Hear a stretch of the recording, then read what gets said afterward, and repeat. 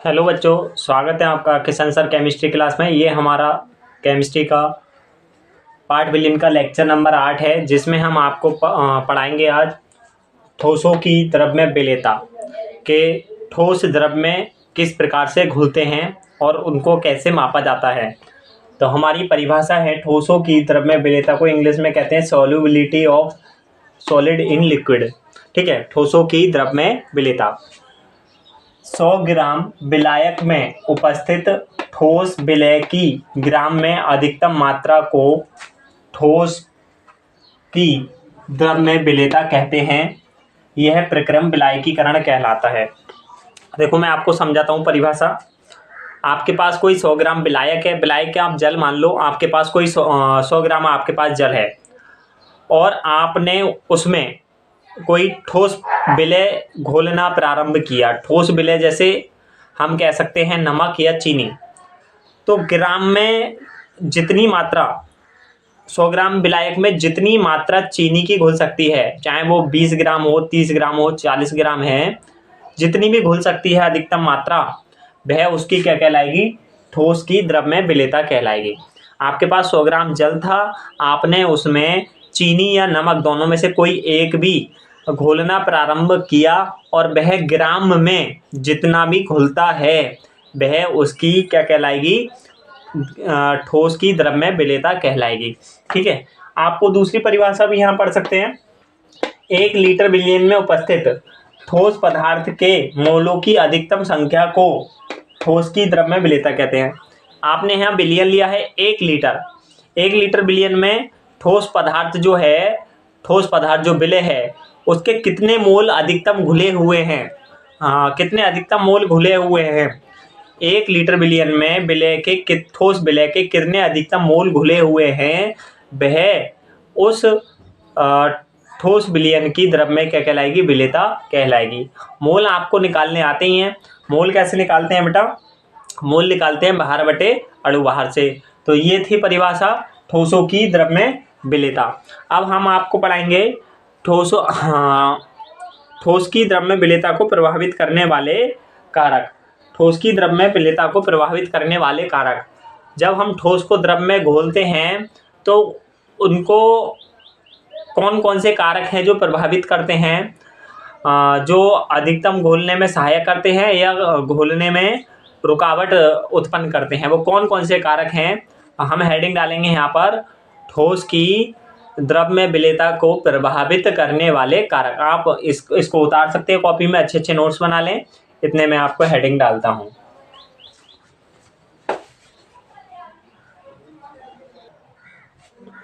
देखो, हमारा अगला हेडिंग है ठोस की द्रव में विलेयता को प्रभावित करने वाले कारक। कौन कौन से कारक हैं बेटा जो ठोस की द्रव में विलेयता को प्रभावित करते हैं? तो वह है विलय तथा, पहला कारक विलय तथा विलायक की प्रकृति। विलय तथा विलायक की प्रकृति हम लिखते हैं। पहला कारक विलय तथा विलायक की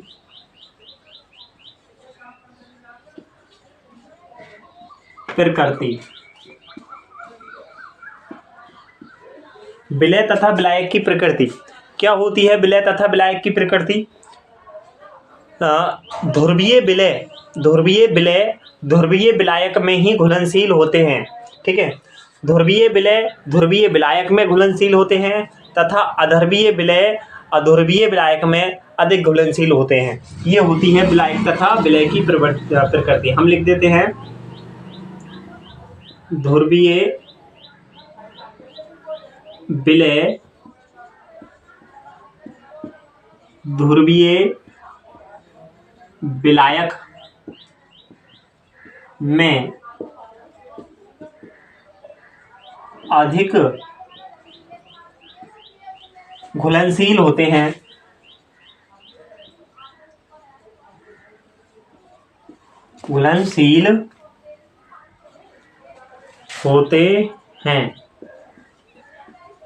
तथा अध्रुवीय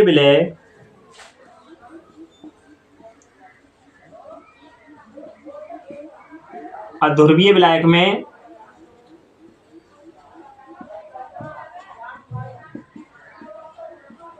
घुलनशील होते हैं,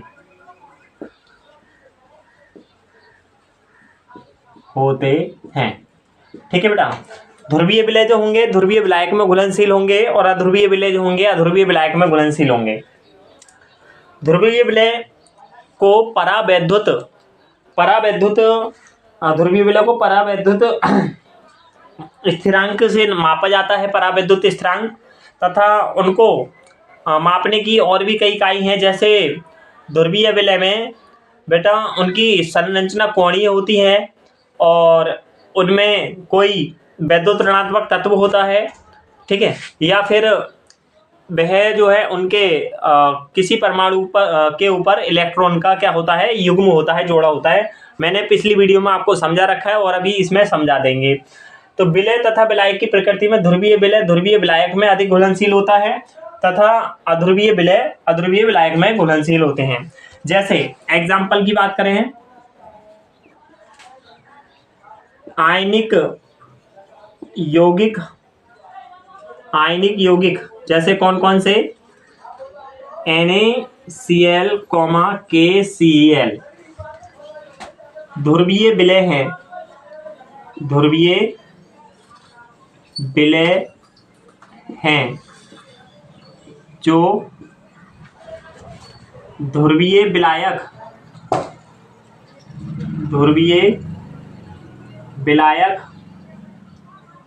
जल में अधिक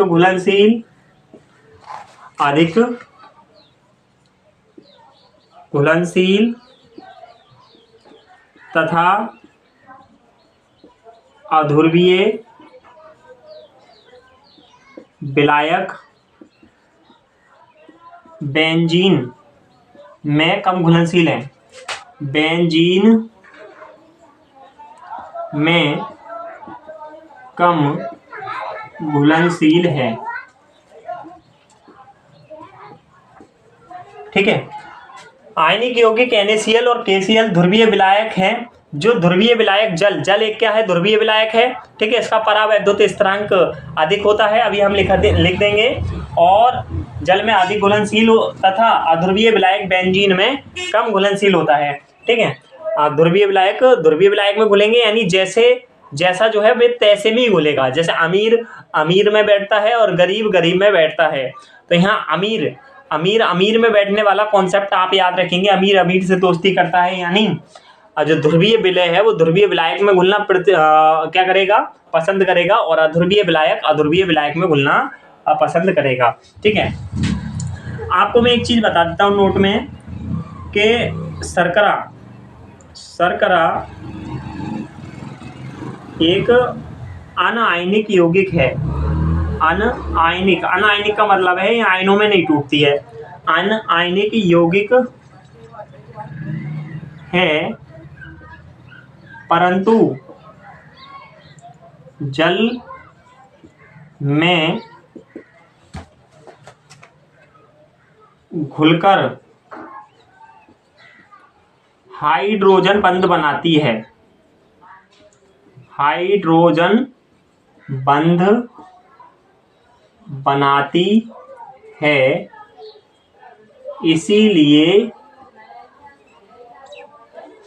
जल में अधिक घुलनशील होती है, जल में अधिक घुलनशील है, ठीक है बेटा। ये आपको नोट याद रखना है कि शर्करा जो है अनायनिक यौगिक है, आयनित नहीं होती है, परंतु जल में आसानी से घुल जाती है। क्यों? क्योंकि ये जल में घुलकर हाइड्रोजन बंध आसानी से बना लेती है, शर्करा मतलब चीनी, ठीक है। आप इसका स्क्रीनशॉट ले लीजिए। स्क्रीनशॉट लेने के बाद मैं आपको और बताता हूँ आगे का टॉपिक क्या आपको पढ़ना है, पहले आप स्क्रीनशॉट लीजिए, ठीक है।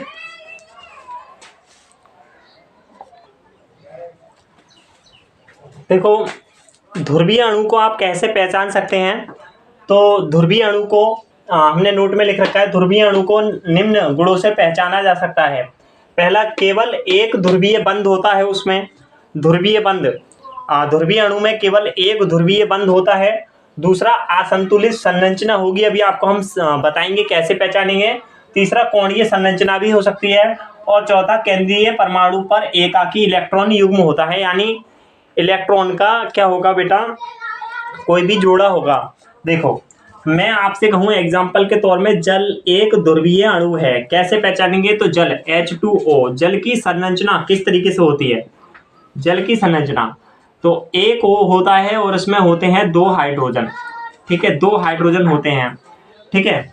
और यहाँ पर हाइड्रोजन की बाहरी कक्षा में बोरबरी के नियम के अनुसार 1 इलेक्ट्रॉन होता है, हम यहाँ पे लिख लेते हैं, और इसमें भी 1 होता है।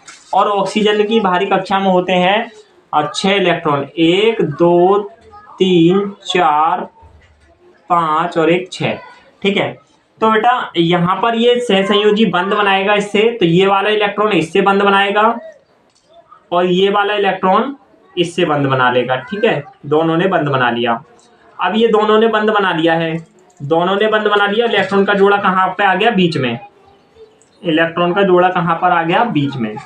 अब ये देखो, एक तो यहाँ पर केंद्रीय धातु परमाणु पर एकाकी युग्म इलेक्ट्रॉन युग्म मिला, यानी इलेक्ट्रॉन के जोड़े हैं। दूसरा और पहचान क्या है, इसकी कोणीय संरचना, यहाँ पर कोण बना रहा है अपनी संरचना में। तीसरी पहचान क्या है कि बेटा ये जो केंद्रीय धातु परमाणु है ये एक इलेक्ट्रॉन ऋण विद्युत तत्व है, यानी इलेक्ट्रॉन के जोड़े को अपनी ओर खींचेगा, ज्यादा शक्तिशाली है। तो ये इलेक्ट्रॉन का जोड़ा भी कहाँ पर है, बीच में है, और बीच में है तो ये कहाँ पर खींच लेगा, अपनी ओर स्थानांतरित कर लेगा, थोड़ा सा अपनी ओर खींच लेगा, इसलिए ये ध्रुवीय बन जाएगा। ये बंध कैसे बन जाएगा, ध्रुवीय। जब इलेक्ट्रॉन का जोड़ा किसी एक परमाणु की तरफ को आकर्षित हो जाता है तो वो बंद हो जाता है ध्रुवीय, और अगर बीच में होता तो ये अध्रुवीय बंद होता, सहसंयोजी बंद है। सहसंयोजी बंद तो अब भी है, परंतु कौन सा सहसंयोजी बंद है, ध्रुवीय, जब इलेक्ट्रॉन का जोड़ा किसी एक परमाणु की तरफ को आकर्षित हो जाता है। तो ये जल यहाँ पर एक ध्रुवीय अणु है, ध्रुवीय विलायक है। अच्छा अगर हम देखें अमोनिया, दूसरा एग्जाम्पल मैं ले लेता हूं बेटा,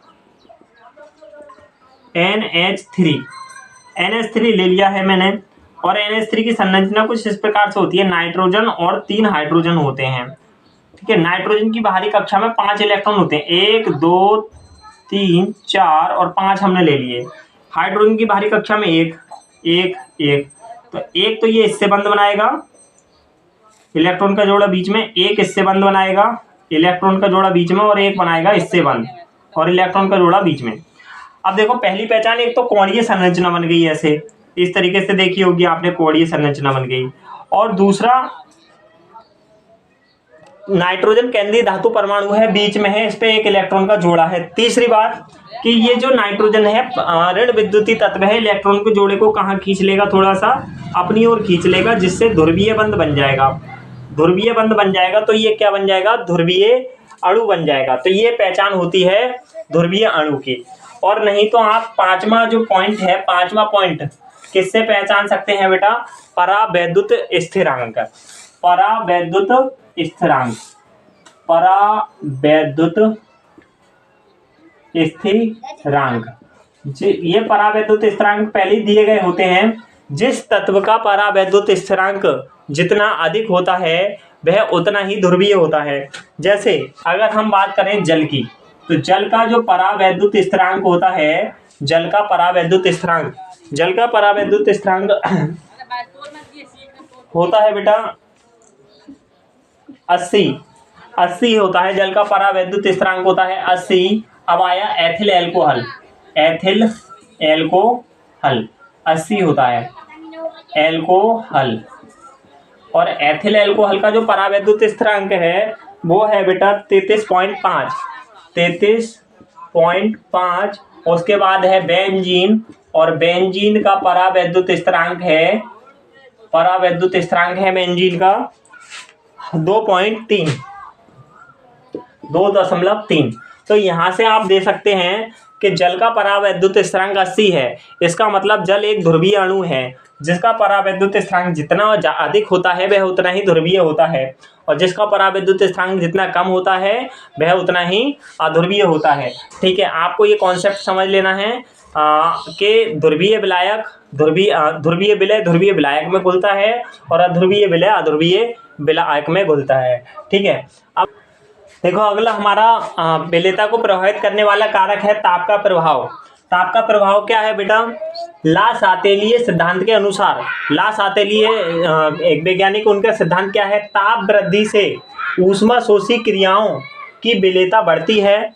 जो अभिक्रियाएं पूर्ण होते समय ऊष्मा को ग्रहण करती हैं ऊष्मा शोषी अभिक्रिया कहलाती हैं।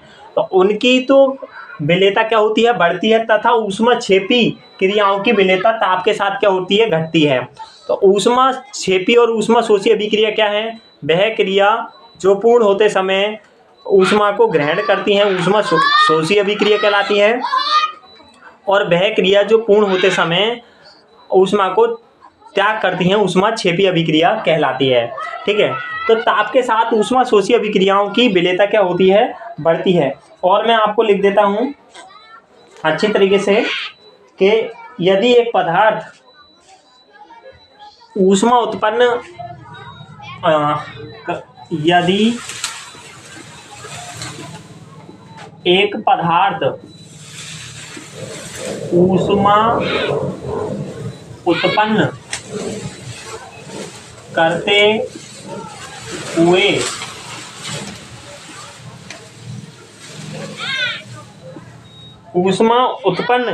यदि एक पदार्थ ऊष्मा उत्पन्न करते हुए घुलता है तो वृद्धि से उसकी विलेयता घटती है। तो ताप वृद्धि से उसकी विलेयता घटती है। करते हुए घुलता है तो ताप वृद्धि से उसकी विलेयता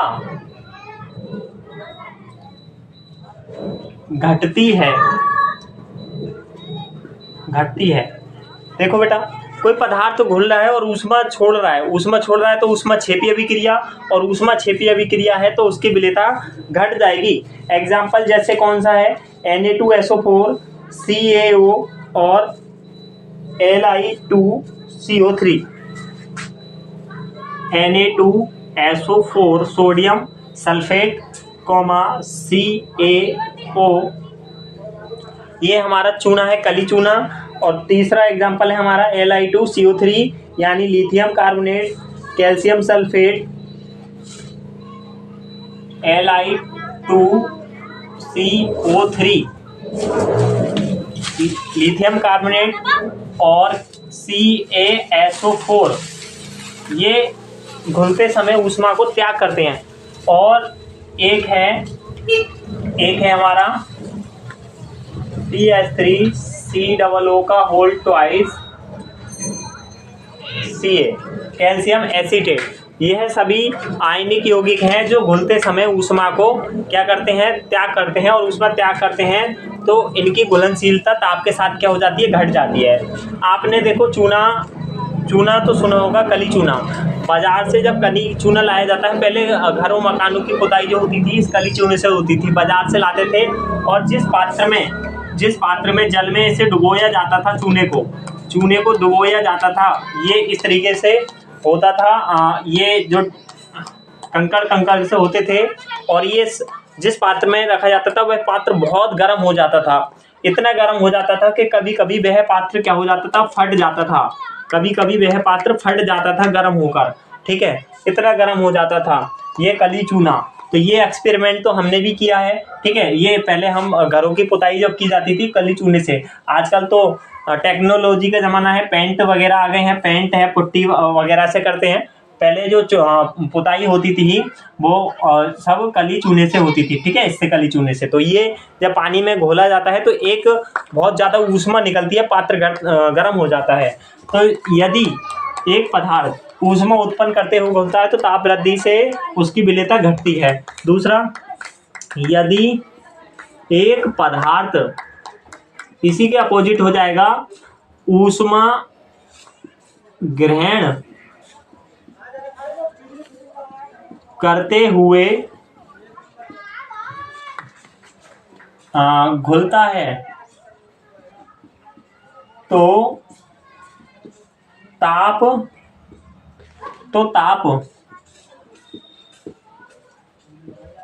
वृद्धि से उसकी विलेयता तो ताप वृद्धि से उसकी विलेयता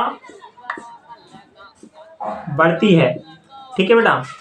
यदि कोई पदार्थ ऊष्मा ग्रहण करता है घूमते समय तो उसकी ताप वृद्धि से विलेयता क्या होगी, बढ़ेगी। जैसे NH4Cl यानी नौसादार कॉमा हमारा हो गया NaNO3 और KNO3।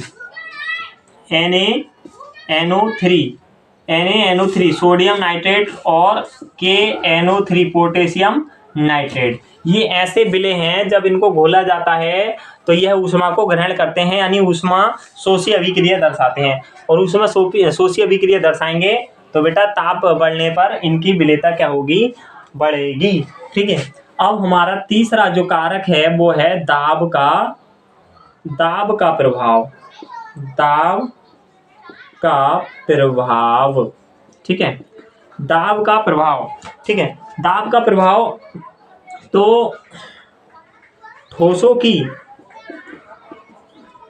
की द्रव में विलेयता पर दाब का कोई प्रभाव नहीं पड़ता।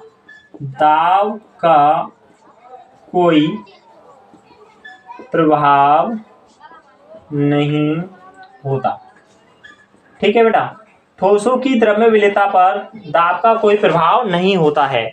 तो ये थे ठोसों की द्रव्य विलेयता को प्रभावित करने वाले कारक। पहला कौन सा कारक है, विलेय तथा विलायक की प्रकृति। ठोस ध्रुवीय विलेय ध्रुवीय विलायक में घुलता है, ध्रुवीय विलेय अध्रुवीय विलायक में घुलता है। और फिर दाब का प्रभाव लासातल्य के अनुसार ऊष्मा शोषी अभिक्रियाओं के में ताप वृद्धि पर विलेयता बढ़ती है और क्षेपीय अभिक्रियाओं में ताप वृद्धि पर विलेयता घटती है और दाब का कोई प्रभाव नहीं पड़ता। आप इसका स्क्रीनशॉट ले लीजिए। अब हम आपको पढ़ाते हैं ठोस विलयन। ठीक है बेटा, स्क्रीनशॉट ले लीजिए।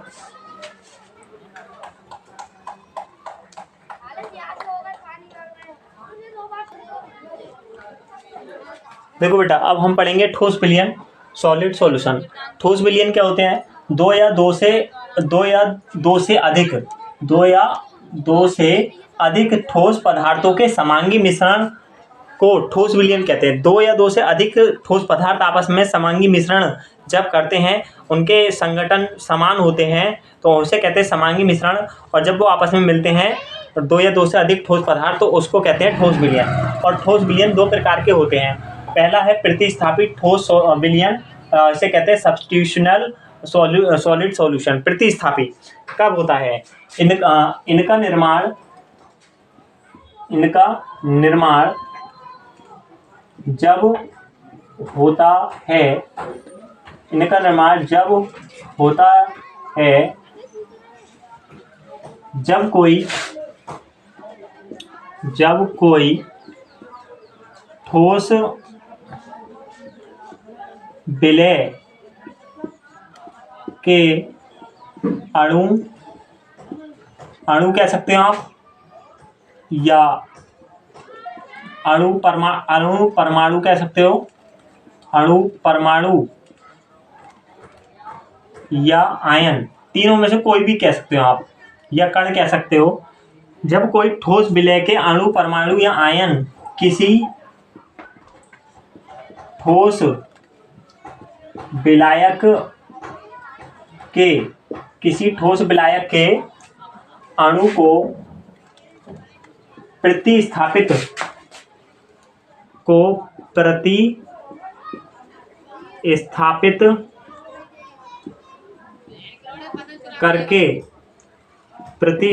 करके उसका स्थान ग्रहण करता है। ठीक है बेटा। इनका निर्माण जब होता है जब कोई ठोस विलेय के कण या अणु या परमाणु किसी ठोस विलायक के अणु को प्रतिस्थापित यानी हटाकर उसका स्थान स्वयं ग्रहण कर लेता है। एग्जाम्पल जैसे किस में ऐसा होता है, पीतल, कांसा, मोनल धातु, स्टील। हम कह सकते हैं ऐसा किस में होता है। एग्जाम्पल के तौर में ऐसा होता है, पीतल एक ठोस विलयन है, कांसा भी ठोस विलयन है, और है स्टील भी एक ठोस विलयन है।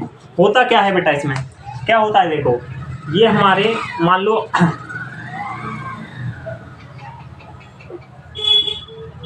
पीतल जो बनाया जाता है वो तांबा और जिंक से बनाया जाता है। ये किसी एक के कण हैं, विलायक के कण हैं, ठीक है। अब विलायक के कण में हमें कोई विलय, ये भी ठोस है और कोई दूसरा ठोस डालना है, कोई दूसरा ठोस डालना है, तो ये है विलायक, सब क्या है ये विलायक।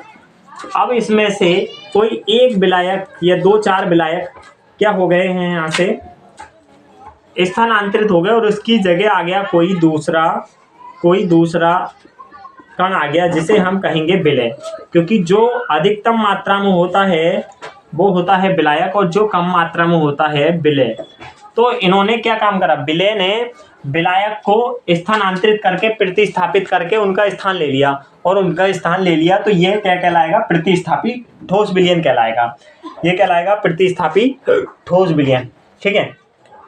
इस तरीके से दूसरा जो विलयन होता है, आप इसका स्क्रीनशॉट ले लीजिए। दूसरा विलयन जो होता है हमारा अंतरकाशी ठोस विलयन, अंतरकाशी ठोस विलयन को हम लिख देते हैं, आप इसका स्क्रीनशॉट ले लीजिए, कॉपी में सुंदर नोट बना लीजिए, और हमारी वीडियो कहाँ से आप देख रहे हैं इसको कमेंट में ज़रूर बता दीजिए, ताकि हम आपसे परिचित हो सकें। ऑफलाइन क्लास में तो हम बच्चों से परिचित रहते हैं, आपसे भी हमारा परिचय रहेगा, हमारा कौन वीडियो कहाँ से देख पा रहा है, ठीक है।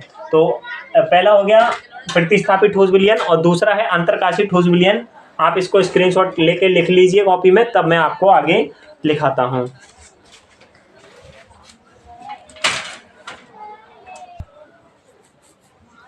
देखो बेटा, दूसरा जो ठोस विलयन है वो अंतरकाशी ठोस विलयन। इस प्रकार का विलयन कब बनता है, इस प्रकार का, इस लिख देते हैं हम, सॉरी, इस प्रकार के ठोस विलयन का निर्माण जब होता है, जब विलय के कण या अणु परमाणु बोल सकते हैं आप, किसी क्रिस्टल जालक के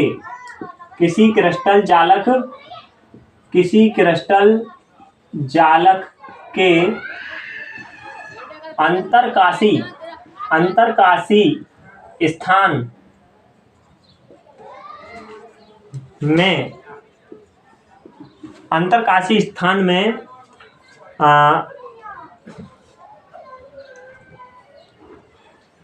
एकत्रित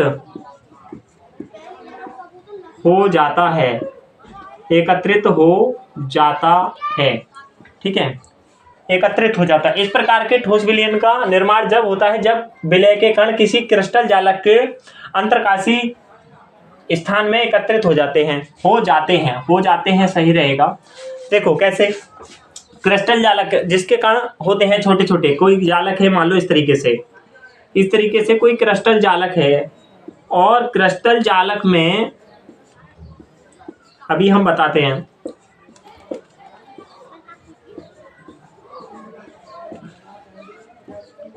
आप इस चित्र को बना लेना, ठीक है। ये होगा विलय का काम करेगा, कोई भी क्रिस्टल जालक है ये विलय का विलायक का काम करेगा, विलायक, क्योंकि ज्यादा मात्रा वाला विलायक होता है। और इसके बीच बीच में कहीं पर, यहाँ पर मान लो, यहाँ पर बीच बीच में जो रिक्त स्थान है, इसके रिक्त स्थान, ठीक है, हम रिक्त स्थान लिख सकते थे, क्रिस्टल जालक के अंतरकाशी स्थान कह सकते हैं, रिक्त स्थान। यहाँ पर जो आए हैं ये है हमारे यहाँ विलय, ये कौन है, विलय। तो ये अंतरकाशी जो खाली स्थान है वहां पर उपस्थित हो गए, वहां पर एकत्रित हो गए। तो इस प्रकार के क्रिस्टल जालक को हम कहेंगे, इस प्रकार के विलयन को कहेंगे अंतरकाशी ठोस विलयन। और अंतरकाशी ठोस विलयन में एग्जाम्पल जो आता है वो आता है टंगस्टन कार्बाइड। एग्जाम्पल कौन है बेटा,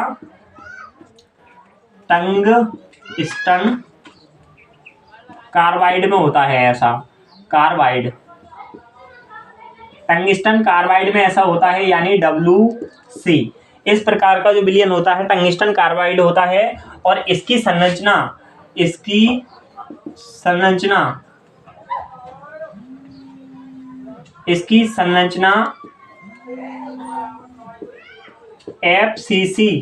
फलक, इसकी संरचना FCC यानी फलक केंद्रित घनीय होती है। FCC इसको कहते हैं फलक केंद्रित घनीय। आपको ये पढ़ाया जाता था पहले ठोस अवस्था वाला जो चैप्टर था उसमें, अब ये चैप्टर अभी हटा दिया गया है तो इसलिए उसमें FCC पढ़ाई जाती थी। ठीक है, तो इसकी संरचना FCC प्रकार की होती है, फलक केंद्रित घनीय। तो ये थे ठोस प्रकार के विलयन। ठीक है, यहाँ तक आप अच्छे से अपनी पढ़ाई कर लो। अगला हम लेक्चर जल्दी लेके आएंगे। ये लेक्चर नंबर हमारा 8 था, आगे 7 पहले ही लेक्चर हमने अपलोड कर रखे हैं। अब हम आगे अगले लेक्चर में आपको पढ़ाएंगे वाष्प दाब पर प्रेशर। धन्यवाद। जबकि वीडियो को लाइक करें, सब्सक्राइब करें, ठीक है, और शेयर भी करें और अपने दोस्तों को बताएं। हमारा ये चैनल है Kishan sir chemistry class Bilari.